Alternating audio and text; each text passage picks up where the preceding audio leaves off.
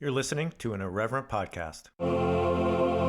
Visit irreverent.fm for more content from our amazing lineup of creators.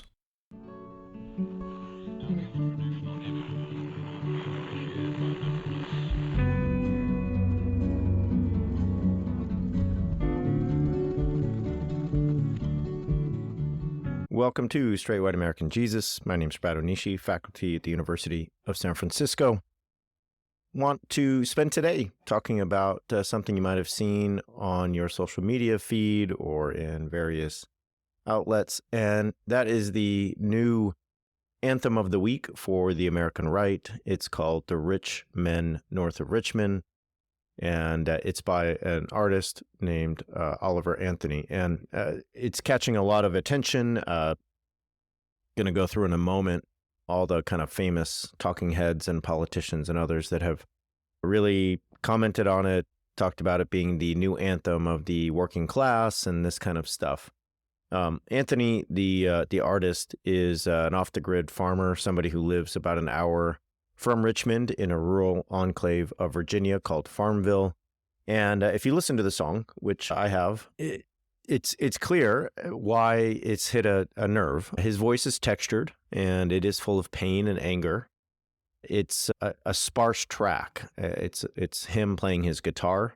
His voice is really kind of crying out over the single guitar with no accompaniment from other instruments. And there's really no mediation. As you may know by now, this is a track that was recorded by him in a very minimalist manner. There's no studio, there's no professional engineering, there's no accompanying violins or orchestra. There's seemingly no mediation between the artist, his message, and you, the audience. Now, the song's appeal, I think, comes to what it cuts out. That minimalism I just discussed is really the song's shining light, because without the professional studio mixing and the melange of instruments and voices, you really just have a very clear, forthright message about the supposed plight of the working class in the United States. And a lot of people have taken notice. So here's Carrie Lake, failed gubernatorial candidate from Arizona, who continues to peddle the big lie and her own big lie about winning the state. I can't listen to Oliver Anthony's Rich Men North of Richmond without getting chills. It's raw, it's true, and it's touching the hearts of men and women across this great nation. There's others who have commented on this. Joe Rogan called it authentic, or he said you can't fake authenticity or something to that effect. There's many others who've been commenting on it, from the Jack Posobiec to other right-wing kind of talking heads, Benny Johnson, those types of people. Charles Lipson wrote this at Real Clear Politics. Whatever you think about populism, left or right, the lyrics are worth paying attention to. In those 3 minutes, you'll learn more about the anti-Washington grievances than in hours of reading erudite analysis by journalists who visited flyover country from their homes in Georgetown, Cambridge, and newly fashionable Brooklyn. So, according to Lipson, this is an anthem that will teach us about the authentic working man, the people on the ground, the populist sentiment of real Americans. Marjorie Taylor Greene, not to be outdone, said it this way: "This is the anthem of the forgotten Americans who truly support this nation and, unfortunately, the world with their hard-earned tax dollars and incredibly hard work." So I just want to take a couple minutes and go through the lyrics of the song and provide some commentary and see what we find. So here's how it starts, and I actually encourage you all to listen to it. You may not be the kind of person who wants to engage in right-wing media or something, but it's a song, and it does change things when you listen to it.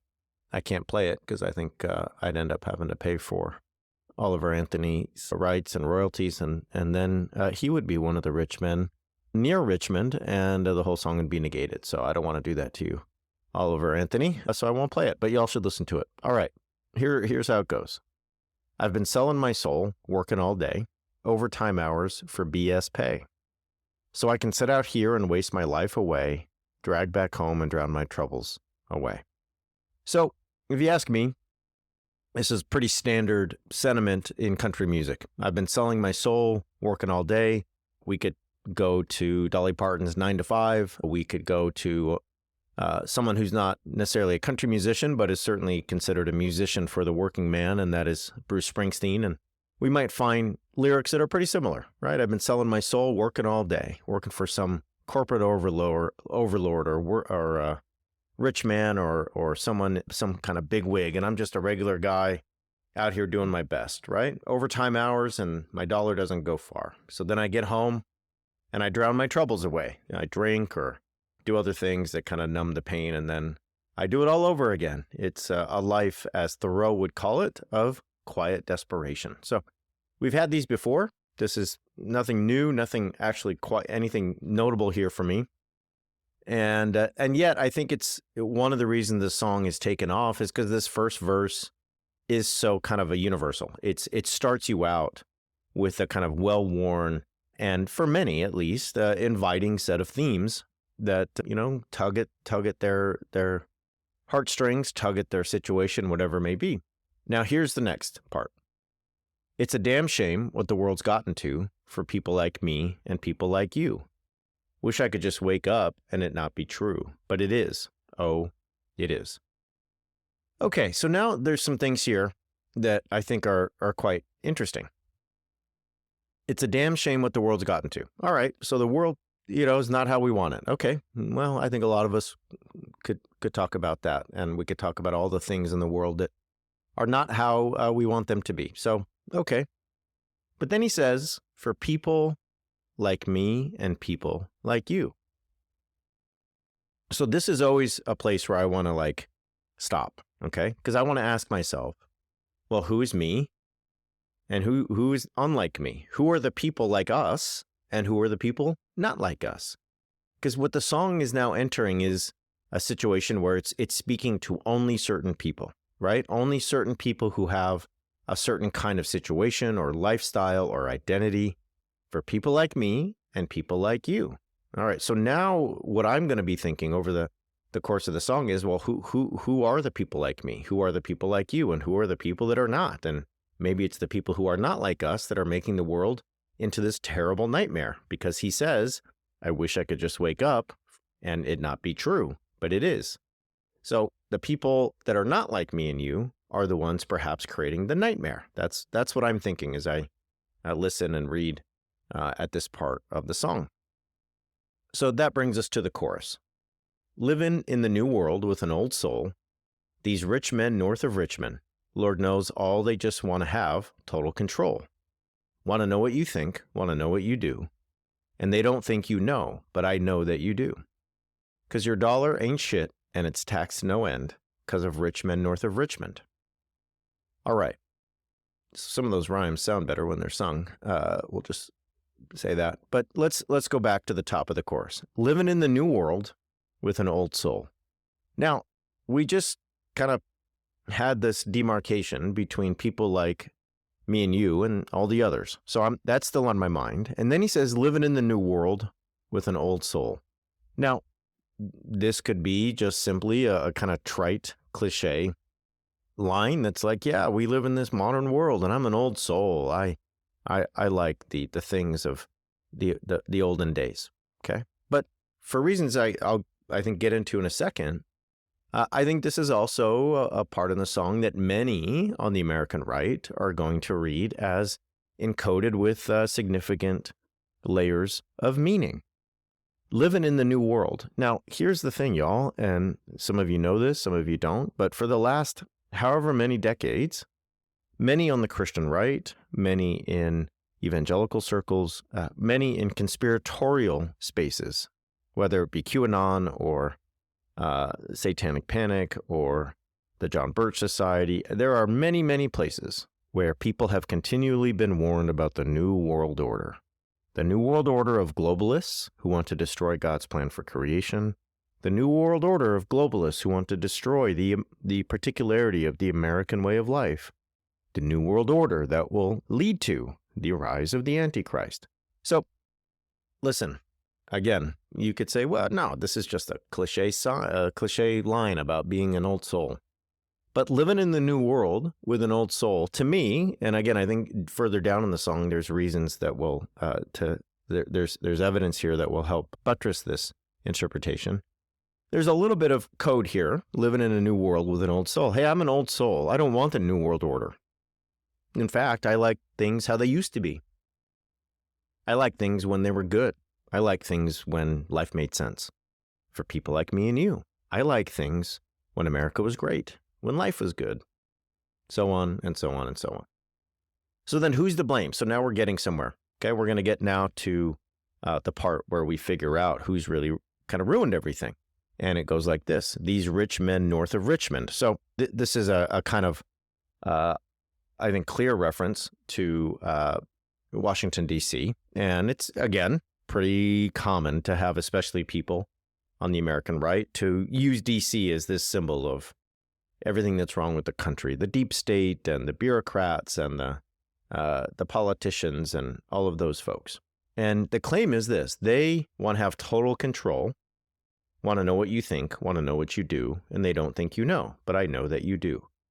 So again, I think it's not only people in D.C., but it's these folks who want a government that is so overreaching that it's totalitarian, right? So again, we just had a reference to the New World, and now we kind of come into a clearer focus that the New World is one in which the politicians in Washington, D.C., they want total control. So this is obviously an argument against big government, a government that is too involved in people's everyday lives, government that has a say in things related to all kinds of different issues. So this seems to be hey, the issue here is big government, because what they want is total control over what you think and what you do. And they don't think you know, but I know that you do.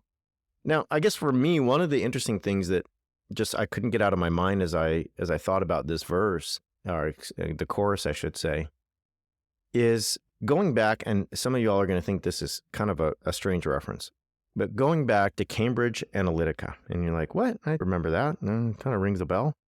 And Cambridge Analytica was the data firm that was engaged by right-wing politicians in the UK and then eventually the United States. And it was a data firm that used data from social media to basically build intricate files on voters in the United States. And I interviewed I interviewed a filmmaker named Katerine Gillane, or Katerine Viken, and who made a film called The People You Know. And it includes Ann Nelson, whose book I always recommend, The Shadow Network. And in this film, basically demonstrates how one of the strategies in the 2016 election was to have these incredibly intricate profiles of voters such that one could take advantage of things in their lives by way of their churches. So one of the ways you got the data for these profiles was the things that people would put in their like attendance cards at their church, that they're new members. Here's their address.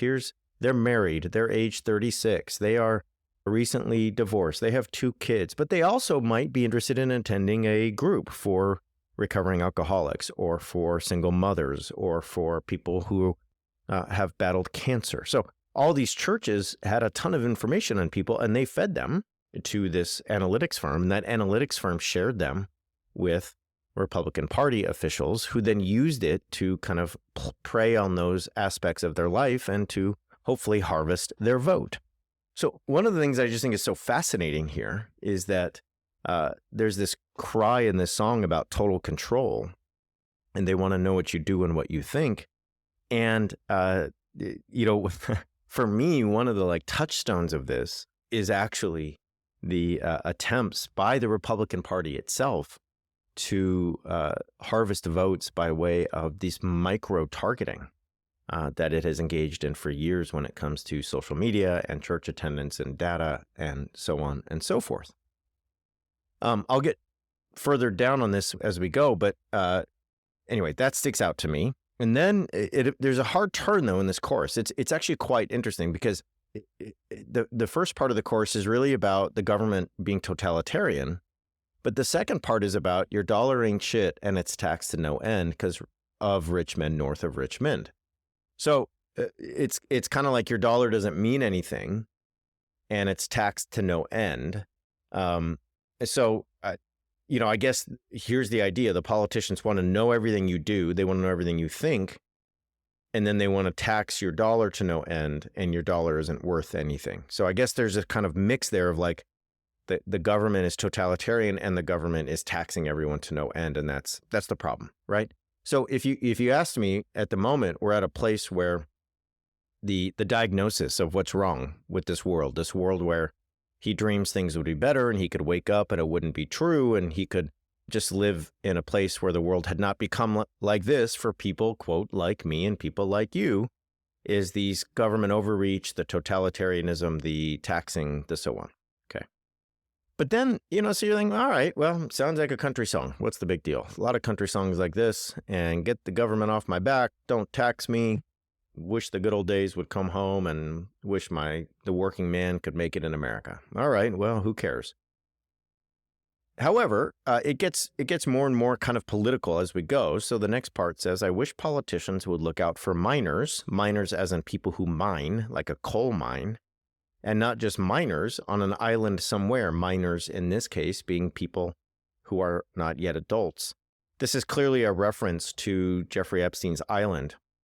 And I wish politicians would look out for minors and not just minors on an island somewhere. So it's the idea of, I wish politicians would look out for the good old boys who work in the mines, but instead they are focused on minors. Now, I think the reference here, as I've thought about this and read a lot and, all that kind of thing, is that a lot of, elites have been linked to Epstein, whether it's Bill Clinton or whoever else, not to mention Donald Trump. So not just minors on an island somewhere. Okay.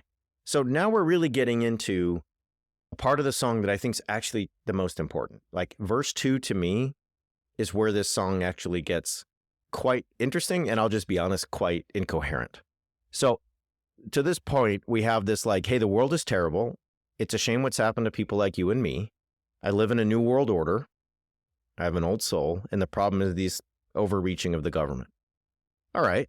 So let's get into more particularities. What does it look like on the ground? What does it look like in this situation, this nightmarish situation of America? Well, verse 2 is where we start to get a picture. Politicians don't look out for minors. They look out for minors, minor underage people on an island. Okay, so Epstein, Trump, elites hanging out with Epstein, that's a whole thing. Now, I just need you to keep this in your mind. There seems to be a reference here to like human trafficking and concern about that.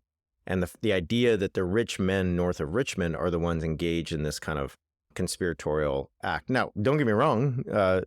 All the stuff related to Jeffrey Epstein is the most disgusting and dire stuff that we can see in kind of human action. So I'm not arguing with that. But if we put this all in context, we kind of start to get a view of the politics here that are being put forth. Lord, so here's the next line. Lord, we got folks in the street, ain't got nothing to eat. Okay, so yes, we do, period. we really do. Now, here's what, when I listen and hear that, and I read it, here's what I think. I live in Northern California, and income inequality in this part of the nation is the worst nationwide. We have more millionaires and billionaires in this region than anywhere, but we also have so many folks who are unhoused and people who are working jobs making what would be considered middle-class money in some parts of the country who can't afford rent, who live in RVs and campers on the side of the road, not because of anything other than the expenses of living in this part of the country are so high. And so, yeah, we do. We have people who are in the street and they have nothing to eat. There are a lot of folks who are unhoused, who are hungry. We have children who are hungry. And I don't disagree with any of this. Okay? But the next part is really interesting to me.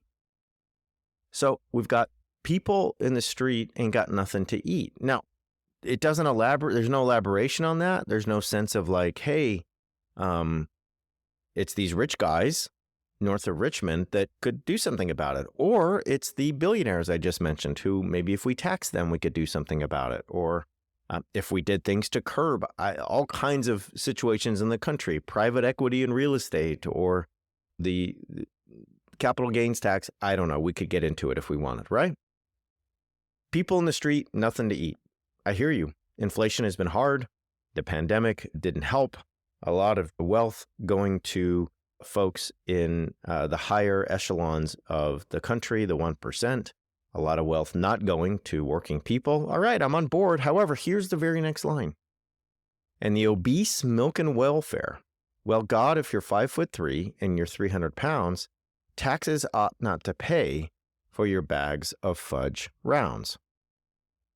Gotta say, this is like the most specific part of the song, like mentioning fudge rounds. I guess needed something there to rhyme with 300 pounds. So here's the next part. Okay, we've got people with nothing to eat, but then we've got others who are 5'3" and 300 pounds, and our tax dollars are paying for their fudge rounds. Okay. So it seems now that as we get into this part of the song where we have a particular diagnosis of the nightmare of the United States in 2023, we have politicians looking out for minors on islands, but not minors. There's folks in the street who have nothing to eat. And then we have the obese milk and welfare, people who are 300 pounds and, supposedly buying junk food with their welfare checks. Now, to me, I'll just be very honest, as I think about the artist here, somebody who lives in a rural part of the country, is sometimes labeled an off-the-grid artist, somebody who doesn't live in the kind of mainstream of society, and somebody who's decrying Washington, D.C., an urban center. I'm not going to lie.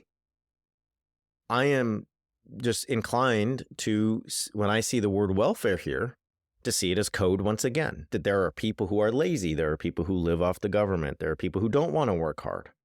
And so our tax dollars are going to them. Now, to me, when I first listened to the song, this is the part of the song that I just really perked up to, because I was just like, wait a minute, you just spent like the first two and a half minutes of the song decrying like rich people and they're on Epstein's Island. And then it's like, yeah, and people don't have things to eat. And then we're going to take shots at folks on welfare. That's part of the problem. So again, I think for me, on one hand, if you want to know why this is an anthem of the American right at the moment, well, here it is, taking shots at welfare, taking shots at big government. Yay, this is like a who's who of talking points. On the other hand, this is such a great point to stop and say, okay, here's how it works. We're going to talk about how things used to be great, but they're no longer great for a lot of reasons. One of them is all these lazy people who are obese and living off the government. Now, it's hard for me, and I know if I sat here and interviewed the artist, Oliver Anthony, he would deny it, and I get that, okay? But it's in the song, and here's my interpretation. Y'all can agree with it, you cannot, you can think I'm reaching, you can think I'm not. It's all good. You email me if you'd like. Happy to discuss. But when you talk about welfare and people who are lazy, it's hard not to think about all of the ways welfare has been used as a dog whistle in the past. Ronald Reagan is one of the most famous, along with James Dobson, to talk about welfare queens, basically a welfare queen being a single black mother living in an urban area. But there's just this sort of general sense that welfare is for people of color or black people, when many on the American right are talking that welfare is for the lazy, welfare is for those who won't help themselves. So this feels like code. And I just want to point out that in a song that's supposed to be decrying the rich men north of Richmond, you really felt the need to put in this bit about welfare, right? And I've said it on the show before, I'll say it again.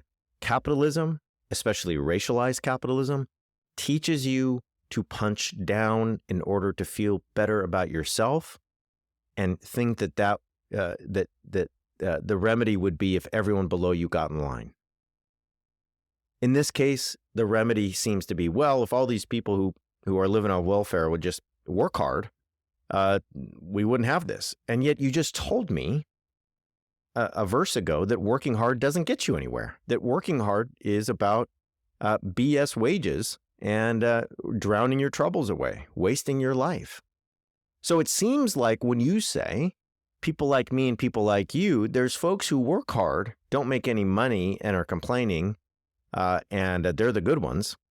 And then there's others who are on welfare, and to be on welfare is to be one of the bad ones. And again, in a song that's supposed to be at the rich bureaucrats and politicians who are ruining the country, why would you take a shot at somebody on welfare? Because what you've been taught and what people like to think is that, yeah, if we just fixed all these lazy people living off the government, then that would be better. Or I pay taxes and I work, why don't they? Right? The easy out is to say the people who are not like me are the people who don't work. It totally disregards that welfare is often, right, something that is in place to help people when they are in a place of vulnerability, to prevent them, right, from being unhoused, from being separated from their family, people who cannot work because of injury, people who have had traumatic events in their lives, who have endured violence, who have gone through things that mean that there's a spot, there's a moment, there's a period, there's a chapter, right, where government assistance will help. And I'll just say this plainly, I don't have time tonight to go into this in detail. I hope that I'll do this on the pod again soon. I've done it in the past. I'll just say, like, we have a situation in this country where, yes, there are people who do commit welfare fraud. They do. They do. It happens. There are people. I actually know some people, okay, who are part of my distant family, who I think, yes, could very well get a job. There does not seem to be anything preventing them in terms of health, mental health, physical health, anything. But nonetheless, they are living on government assistance. I know that. I'm not denying it. It happens. And guess what? When I lay awake at night thinking about what's wrong with the country, I don't think about them. And it's not because I don't think that it's a problem. It may be a problem. You know what irks me more? What irks me more is the fact that according to Americans for Tax Fairness, 26 of the richest people in America paid an average federal income tax rate of just 4.8% over 6 years, when the growth in their wealth is accounted as income. So 26 of the richest people in America from 2013 to 2018 paid about 5% in in taxes when we think about their wealth counted as income. Think about your tax rate. It's probably way more. Let's give some more statistics. The 26 billionaires' collective wealth grew by $500 billion in those years, while their total federal income taxes were just $24 billion. We could talk about people like Warren Buffett, Jeff Bezos, Mark Zuckerberg, Charles and David Koch, Michael Bloomberg, Elon Musk. Are these the rich men north of Richmond that you're talking about? Are these the men who mean that your dollar doesn't mean much? This data doesn't even include how they got even more wealthy during the pandemic. So what keeps me up at night is this. It is the billions and billions of dollars every year that are not collected in taxes from the ultra wealthy, not, the people who are committing welfare fraud. And I will just say, and you're like, well, come on, let's do the numbers and what's more and what's less. And here's what I'd say. And this just comes down to a philosophy of governance and politics and human life. I'd rather live in a society that extends a safety net to people who need it. People who are struggling, people who are in a vulnerable place, people who are trying their best, people who are enduring hardship. I'd rather pay taxes into a pot of money that says those folks are receiving some kind of assistance, some kind of safety net, some kind of help so that they can stay housed, so that they can keep their families together, so that they can raise their children, so that they can get on a path where, yes, eventually they may find a path to a career, to a job, and to not being on government assistance. I'd rather live in a world where that is available than one in which it is not. I don't lay awake at night worried about the fraud in that system. There will be fraud. There will be. It's built in. It happens. Yep. There's people going to take advantage of it. But you know who takes advantage of it that we don't see seemingly in this song?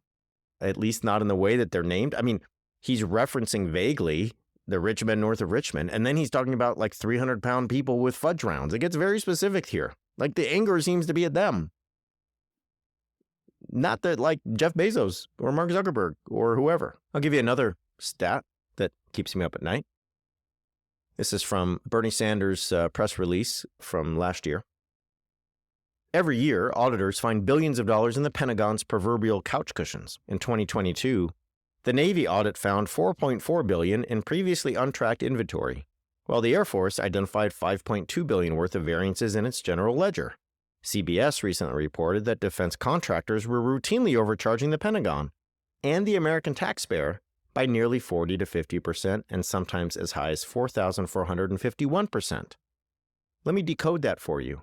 There are people who are contractors for the military, not military themselves, who are charging the government 40 to 50 or way more percent for things they're building or making for the military than they should cost. So instead of it costing $100, they are charging $200. Or in the case of the military, instead of it costing $10 million, the thing costs $20 million. Whose money is that? That's your money. Do you go to bed at night mad at that system? Do you go to bed at night thinking that we spend more on military budgeting than the other 15 or 16 top countries in the world combined?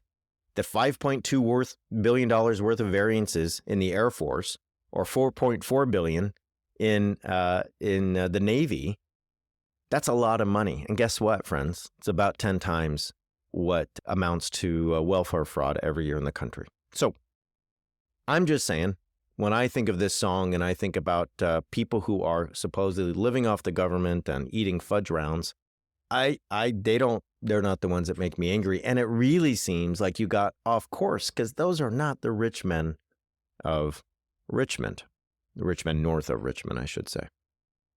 The other lines of this verse are, young men are putting themselves 6 feet in the ground because all this damn country does is keep on kicking them down. I'll just say here, he does say specifically young men, and he does seem to be mentioning death by suicide.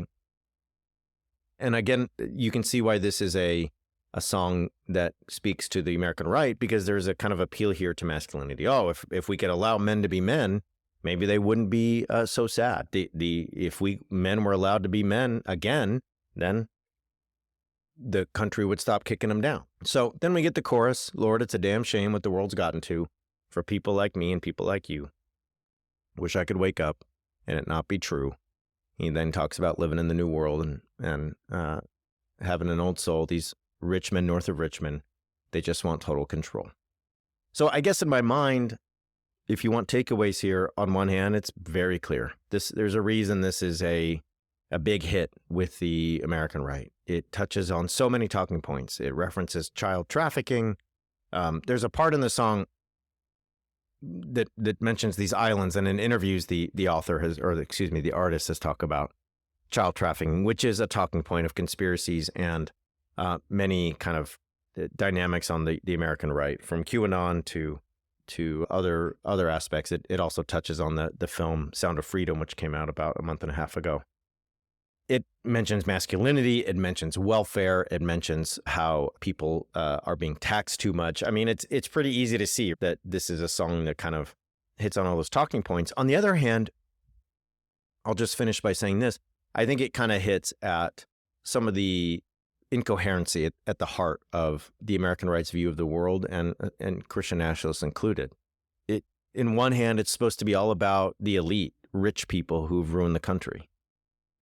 And yet the man who's leading in the polls to become president from the Republican Party is a man with a golden toilet. The song seems to be about rich men who want total control, and yet it blames people who are getting government assistance. There's this sense of like, yeah, get the elites. But in fact, the people that are really to blame are what? The people below me, or the people who are struggling, or the people that are lazy. They're the ones that are destroying things. There's sort of references to conspiracy and again, child trafficking and so on. So anyway, you can see the incoherency here. We want to fix things by draining the swamp. But draining the swamp doesn't mean actually getting rid of that government excess, the elites, the billionaires that are part of the 1%, It doesn't mean taxing them. It doesn't mean a fairer playing field. It doesn't mean any of that. It means complaining about a government overreach, talking about how working people can't get by, and then sort of filling in the rest of the picture with these right-wing talking points. So anyway, that's my interpretation of the song.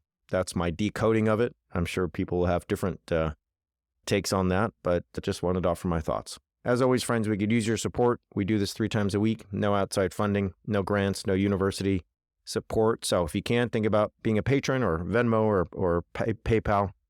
You can find us at Straight White JC. You can find a link to our merch, which we are pretty proud of, in our link tree. You can find episodes in our catalog at straightwhiteamericanjesus.com and search, because we have about 500 episodes and we've covered everything that you can think of. We'll be back Wednesday with It's in the Code and Friday with the weekly roundup. But for now, I'll just say thanks for being here. Have a good day.